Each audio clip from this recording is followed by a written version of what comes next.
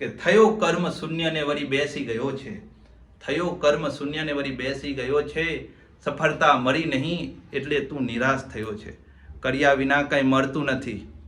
જોજો, કર્યા વિના કંઈ મળતું નથી ને કરેલું કર્મ એને જતું નથી. કામ કરવાની શક્તિ છે, તું કામ કરવા ઊભો થા. જાય જવાની ફોગટ તારી, ચાલ હવે તો ઊભો થા.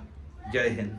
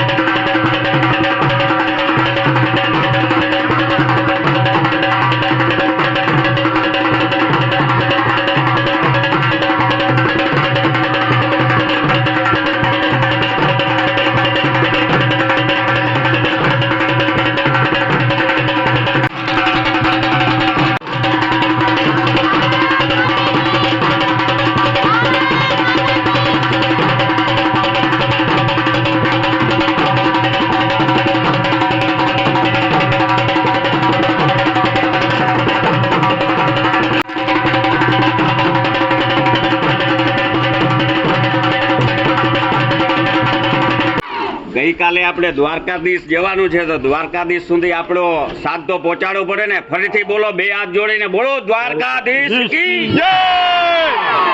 આજે સમગ્ર કચ્છનું ગૌરવ એવા મનસુખભાઈ હળિયા 20 વર્ષથી આપણા દેશની સરહદ ઉપર રક્ષણ કરી અને આજે પોતાની ફરજ પૂર્ણ કરી અને આપણા સિણાઈ ગામની અંદર પધાર્યા છે.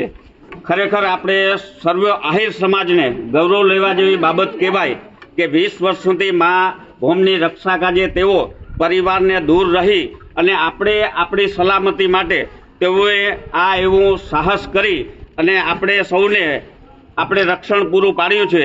એવા મનસુખભાઈ હળિયા માટે આપણે એકવાર જોરદાર તાળીઓથી વધાવી લઈએ. મનસુખભાઈને સૌ પ્રથમ હું લોલાડી માતા મંદિરે પાટોત્સવ ઉજવાતો હતો ત્યારે સૌ પ્રથમ મળ્યો અને બહુ ધન્યતા અનુભવી. અને તે સમયે તેમની જે સ્પીચ હતી એ સ્પીચની અંદર એક સાહસ હતું, સાહસની સાથે સાથે વીરતા હતી, તેના પણ આપણે દર્શન થયા. ખરેખર સમાજના આવા વીરલાઓને આપણે કેવી રીતે આગળના પેઢી માટે પ્રોત્સાહન આપી શકીએ તે માટે મનસુખભાઈ હવે પોતાનું જે જીવન છે, વધારાનો જે સમય મળ્યો છે તેમને એ સમાજ માટે ઉપયોગી થાય અને સમાજના દીકરા અને દીકરીઓને વધારેમાં વધારે BSF, CISF જેવી આર્મીની સંસ્થાઓ છે તેની અંદર માર્ગદર્શન પૂરું પાડે અને તેમજ સમગ્ર 5 ગામની અંદર એક ટ્રેનિંગ કેમ્પ પણ યોજે એવી અમારી અપેક્ષા છે. ભારત માતા કી જય, વંદે માતરમ. ઇન્ડિયન આર્મી છે, ITBP છે, ભારતની ફોજ છે, એની અંદર આપણા ગામમાંથી જાય એવી અપેક્ષા છે અને ચોક્કસ પ્રેરણા મળશે બધા બાળકોને, નવા બાળકોને. તો હવે હું વિનંતી કરીશ નિખિલભાઈને કે તેઓ પણ પોતાની ઉદ્બોધન રજૂ કરશે.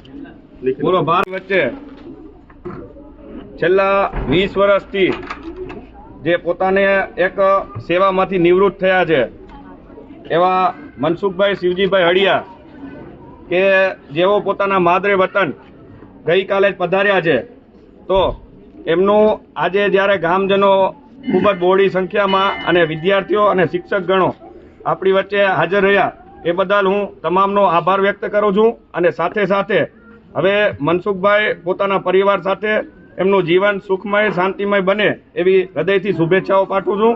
અને આપણે કહી શકાય કે આમ ઘણાને એમ થતું હોય કે આર્મીમાં ત્યાં જઈને આપણે ખરેખર એવી આપણે લાગણી એવા એના ઉપર અનુભવીએ કે ખરેખર ત્યાં જઈ અને 20 વર્ષને 29 દિવસ સતત ત્યાં રહ્યા અને દેશની સેવા કાજે તેમને પોતાના પરિવારથી અલગ રહી અને ત્યાં દેશની સેવામાં અને ખરેખર ત્યાં તો તેને બે વખત તો ત્યાં જમ્મુ કાશ્મીરમાં રહેવાનું થયું છે.